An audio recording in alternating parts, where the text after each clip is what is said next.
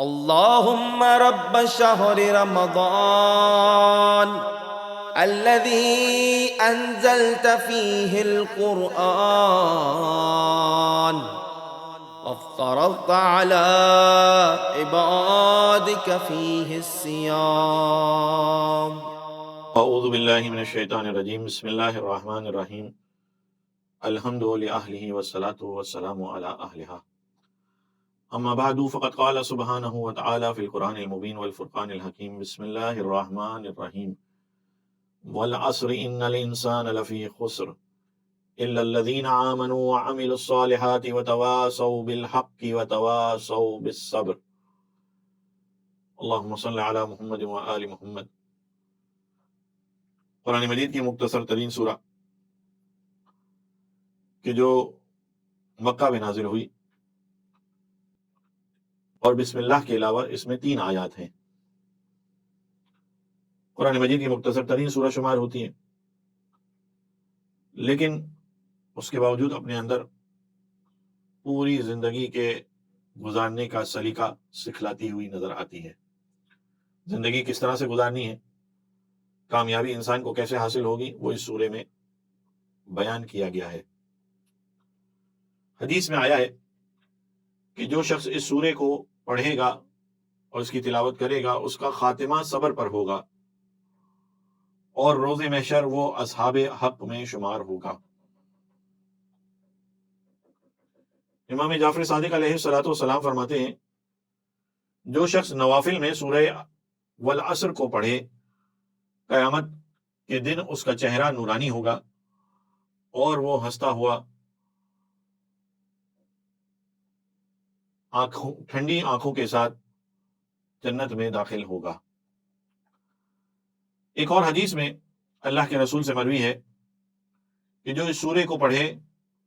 اس کے نامہ اعمال میں 10 نیکیاں لکھی جائیں گی اور اس کا خاتمہ بالخیر ہوگا۔ بیان کیا گیا ہے کہ اگر کسی زمین میں دفن ہونے والی چیز پر اس سورے کو پڑھ دیا جائے، یا کوئی خزانہ ہو جسے انسان حفاظت سے رکھنا چاہتا ہے اور وہ حفاظت کی غرض سے اس سورے کو پڑھے، تو پروردگار اس کے اس خزانے کو یا جو چیز زمین میں حفاظت کے لیے دفن کر رہا ہے اسے محفوظ رکھے گا۔ اسی طرح مصباح کفہمی میں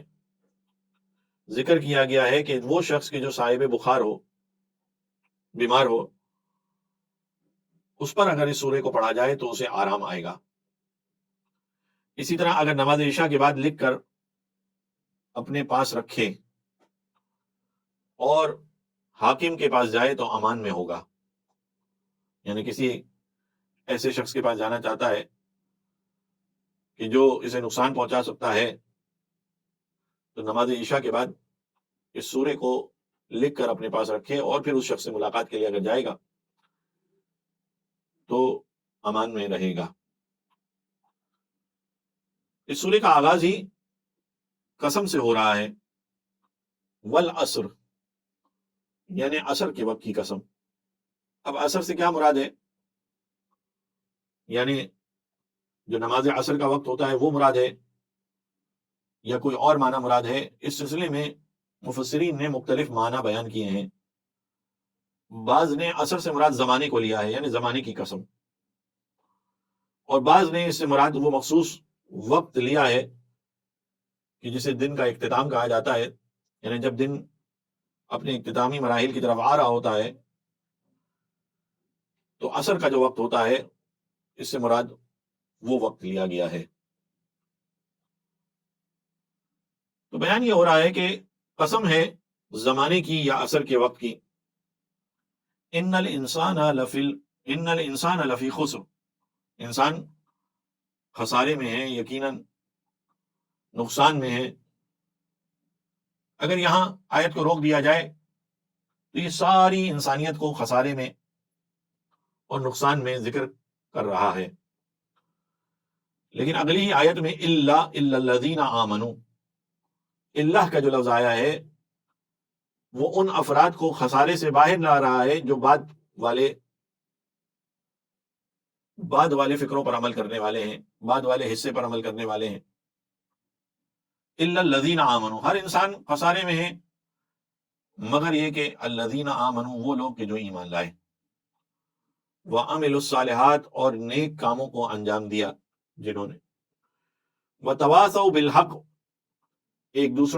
دوسرے کو حق کی تلقین کی، حق بات بتلائی، وتواصوا بالصبر، اور صبر کی تلقین کرتے رہے۔ تو یہ وہ افراد ہیں کہ جو خسارے سے باہر ہیں۔ یعنی انسان اس دنیا میں جو بھیجا گیا ہے وہ انسان خسارے میں رہے گا جب تک وہ ایمان لے کر نہیں آتا اور عمل صالح انجام نہیں دیتا۔ وتواصوا بالحق وتواصوا بالصبر، اس کے حوالے سے مختلف روایات موجود ہیں کہ اس سے کیا مراد ہے۔ بعض افراد نے اس سے مراد امر بالمعروف اور نہی عن المنکر کو لیا ہے، یعنی حق بات کی تلقین کرتے رہے اور دوسروں کو برے عمل سے روکتے رہے، انہیں برے عمل سے صبر کرنے کا حکم دیتے رہے۔ اور بعض نے اس سے مراد وتواصوا بالحق سے مراد یہ لیا کہ وہ حق بات کی تلقین کرتے ہیں، یعنی اچھی باتیں لوگوں تک پہنچاتے ہیں، وتواصوا بالصبر، اور صبر سے کام لیتے ہیں، یعنی جب حق بات کسی کو پہنچائی جاتی ہے تو حق بات پہنچانا آسان نہیں ہے، بلکہ حق بات کو پہنچانے کے لیے صبر سے کام لینا پڑتا ہے، بہت سے مصائب اور مشکلات سے گزرنا پڑتا ہے۔ تو یہ سورہ ہمیں اس دنیا میں زندگی گزارنے کا سلیقہ بتا رہا ہے، کیسے انسان اپنے آپ کو خسارے سے بچا سکتا ہے، اور کس طرح انسان اپنی زندگی کو گزارے کہ اس میں یہ ساری، گویا اگر اس کو نکات کی صورت میں کہا جائے تو اس کے اندر یہ سارے 4 نکات موجود ہوں، اس کی زندگی میں یہ 4 نکات موجود ہوں، یعنی ایمان لے کر آئے، نیک اعمال کو انجام دے، حق بات کی تلقین کرے اور صبر کرے، یا بعض علماء کے نزدیک یعنی نہیں یعنی منکر کرے، اپنے آپ کو گناہوں سے روکے اور دوسروں کو بھی گناہوں سے رکنے کی اور صبر کرنے کی تلقین کرے۔ جہاں اس کا عمومی معنی ہے اور یہ تمام افراد پر منطبق ہوتا ہے، وہیں آیات کے حوالے سے ائمہ علیہ السلام نے اس سورے کے حوالے سے یہ بیان کیا ہے کہ یہ جو اس سورے کی ابتدا میں آیا کہ ان الانسان لفی خسر، کہ انسان خسارے میں ہے، تو روایت میں آیا ہے کہ اس سے مراد ابو جہل ہیں کہ جو خسارے میں ہیں، اور الا الذین آمنوا سے مراد یہ جو ایمان لانے والا ہے، اس سے مراد بعض روایت میں امیر المومنین حضرت علی بن ابی طالب علیہ الصلوۃ والسلام ہے۔ جیسے کہ امام محمد باقر علیہ الصلوۃ والسلام سے بھی ایک حدیث کو نقل کیا گیا، جس حدیث میں امام یہ فرماتے ہیں کہ یہ سورہ والعصر غدیر میں نازل ہوئی، غدیر کے موقع پر بھی نازل ہوئی، اور وہاں پر بھی جو امیر المومنین کی ولایت کو قبول کرنے والے ہیں ان کو ایک طرح سے بشارت دی گئی۔ ابن عباس کی روایت ہے کہ وہ فرماتے ہیں کہ ان الانسان لفی خسر سے مراد ابو جہل ہیں، الا الذین آمنوا سے مراد حضرت علی علیہ الصلوۃ والسلام اور سلمان فارسی ہیں۔ اسی طرح ایک اور روایت بیان کی گئی کہ جس میں یہ بیان کیا گیا کہ الا الذین آمنوا سے مراد آمنوا بولایت امیر المومنین، سب خسارے میں ہیں مگر وہ کہ جو امیر المومنین کی ولایت پر ایمان لائے، وتواصوا بالحق یعنی ذریاتہم ومن خلفوا بالولایہ، اور ان کی ذریات جو ان کی ذریت ہے ان کو بھی وہ حق بات کی تلقین کرتے رہیں، یعنی ولایت سکھاتے رہیں اپنی اولادوں کو، وتواصوا بہا، اور امیر المومنین کی ولایت پر